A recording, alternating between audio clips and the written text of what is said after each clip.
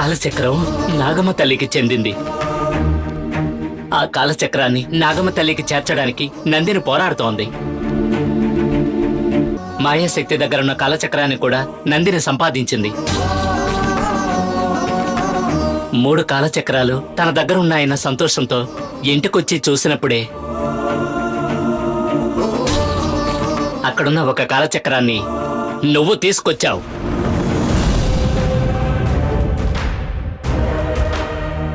ఇంతవరకు నందిని లక్ష్యాన్ని నెరవేర్చకుండా ఆపేందుకు ఎవరెవరో అడ్డుగా ఉన్నారు. ఇప్పుడు నందిని అందరినీ ఎదుర్కొంటున్న సమయంలో నువ్వు అడ్డుగా వచ్చి నిలబడ్డావు.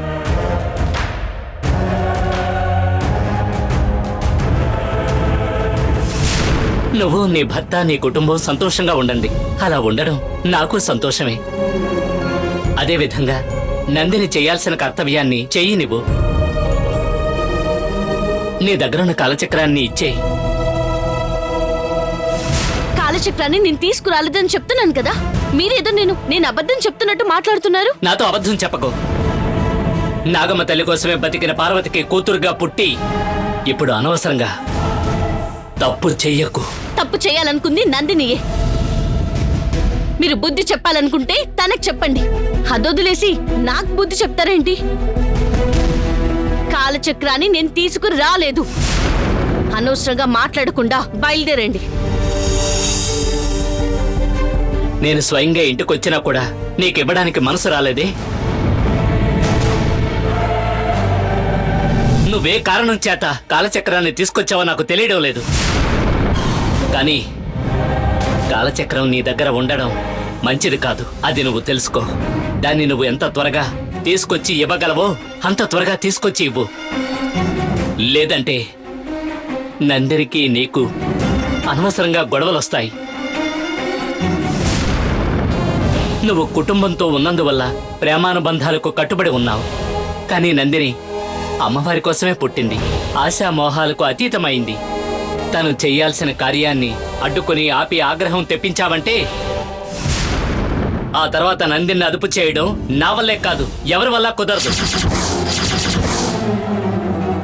అది అర్థం చేసుకుని కాలచక్రాన్ని తీసుకొచ్చి ఇచ్చే మార్గం చూడు.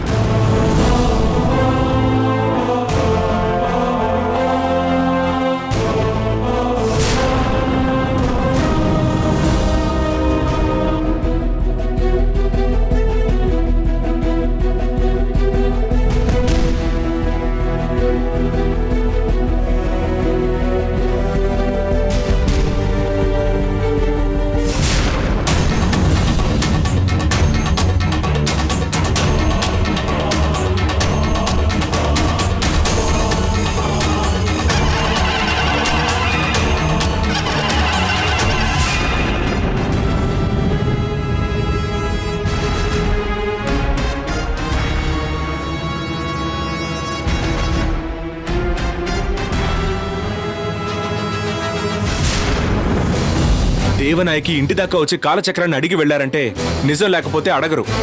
నువ్వు దాచకుండా చెప్పు, కాలచక్రాన్ని తీసుకొచ్చావా? ఆల్రెడీ నాకేది చెప్పకుండా దాచిపెట్టి సమస్యను పెద్ద చేశావు. ఇంకా నువ్వు ఏమేం దాచిపెడుతున్నావో నాకు తెలియాలి. నిజం చెప్పు, కాలచక్రాన్ని తీసుకొచ్చావా? అవునండి, తీసుకొచ్చాను. ఈ రోజున మన బిజినెస్ షేర్ వాల్యూ ఇంక్రీజ్ అయిందో ఆ రోజే తీసుకొచ్చాను. నా కోసం తీసుకొచ్చి ఎందుకు నాతో చెప్పలేదు? మీతో చెప్తే కాలచక్రాన్ని తీసుకొని మాధవి చేతికిస్తారు. కాలచక్రం మాధవి చేతికి వెళ్తే దాని ద్వారా నందిని చంపడానికి మాధవి ప్రయత్నం చేస్తుంది.